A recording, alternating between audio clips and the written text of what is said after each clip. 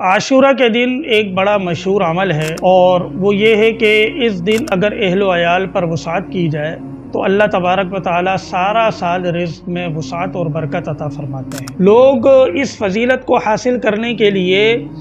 اتنا زیادہ حد سے بڑھ جاتے ہیں اور تکلفات اختیار کرتے ہیں کہ خود پریشانی کے اندر مبتلا ہو جاتے ہیں۔ ان کی وسعت اور طاقت ہوتی بھی نہیں، لیکن چونکہ اس چیز کی شہرت معاشرے میں اتنی ہو گئی ہے کہ لوگ قرض لے کر اس کو کرنا چاہتے ہیں، نام و نمود دکھلاوے کے لیے کرنا چاہتے ہیں، ایک لنگر کی صورت اختیار کر لی جاتی ہے۔ اور حقیقت یہ ہے کہ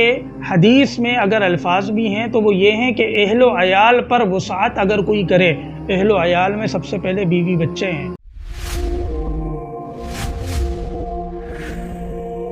بسم اللہ الرحمن الرحیم، السلام علیکم ورحمۃ اللہ وبرکاتہ۔ عاشورہ کے دن ایک بڑا مشہور عمل ہے اور وہ یہ ہے کہ اس دن اگر اہل و عیال پر وسعت کی جائے تو اللہ تبارک و تعالی سارا سال رزق میں وسعت اور برکت عطا فرماتے ہیں۔ دیکھیں، سب سے پہلے اس حدیث کا مقام، اس کا درجہ سمجھنا چاہیے۔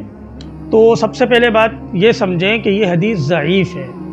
اور بہت سے لوگوں نے اس پر عمل کو بالکل غیر محتاط قرار دیا ہے، لیکن ہمارے بہت سے اکابرین نے صرف استحباب کے درجے میں، یعنی اس کو نہ سنت سمجھا جائے، نہ فرض سمجھا جائے، نہ واجب سمجھا جائے، اس حدیث پر، اس فضیلت پر عمل کرنے کی گنجائش ہے۔ لہٰذا اگر کوئی اپنی طاقت اور وسعت کے بقدر اپنے اہل و عیال پر دسترخوان میں وسعت کر دے تو اللہ تبارک و تعالیٰ کی ذات سے امید ہے کہ اللہ تبارک و تعالیٰ اس کو یہ فضیلت اپنے فضل و کرم سے ضرور عطا فرمائیں گے۔ لیکن ہمارے معاشرے میں مسئلہ یہ ہے کہ غلو بہت زیادہ ہے۔ لوگ اس فضیلت کو حاصل کرنے کے لیے اتنا زیادہ حد سے بڑھ جاتے ہیں اور تکلفات اختیار کرتے ہیں کہ خود پریشانی کے اندر مبتلا ہو جاتے ہیں۔ ان کی وسعت اور طاقت ہوتی بھی نہیں، لیکن چونکہ اس چیز کی شہرت معاشرے میں اتنی ہو گئی ہے کہ لوگ قرض لے کر اس کو کرنا چاہتے ہیں، نام و نمود دکھلاوے کے لیے کرنا چاہتے ہیں، ایک لنگر کی صورت اختیار کر لی جاتی ہے۔ اور حقیقت یہ ہے کہ حدیث میں اگر الفاظ بھی ہیں تو وہ یہ ہیں کہ اہل و عیال پر وسعت اگر کوئی کرے، اہل و عیال میں سب سے پہلے بیوی بچے ہیں، اس کے بعد اگر انسان کی وسعت ہو تو اس کے والدین ہیں، اس کے بعد وسعت ہو تو بہن بھائی ہیں، اس کے بعد وسعت ہو تو ذی رحم محرم رشتہ دار ہے، بہت زیادہ وسعت ہو تو آس پڑوس کے چند لوگوں کے لیے آدمی اہتمام کر دے۔ لیکن اللہ نے مزید وسعت دی ہے تو آپ دسترخوان اور بھی وسیع کر سکتے ہیں، لیکن لنگر کی صورت اختیار کرنا کہ کھانے پیک کر کر کے مجمع کے اندر اچھالنا اور اس طرح کی حرکتیں کرنا جس سے رزق کی بے ادبی ہو، تو ان جیسی باتوں سے،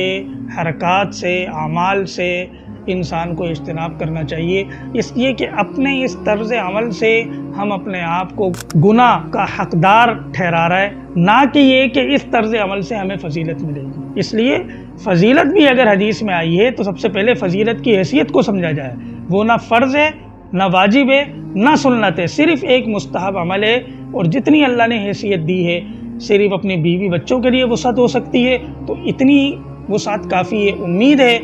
نیت کے مدار پر اللہ تبارک و تعالیٰ اس سے بھی انشاءاللہ جو ہے یہ فضیلت ہمیں حاصل فرما دیں گے۔ لیکن اگر ہم نے تکلف کیا،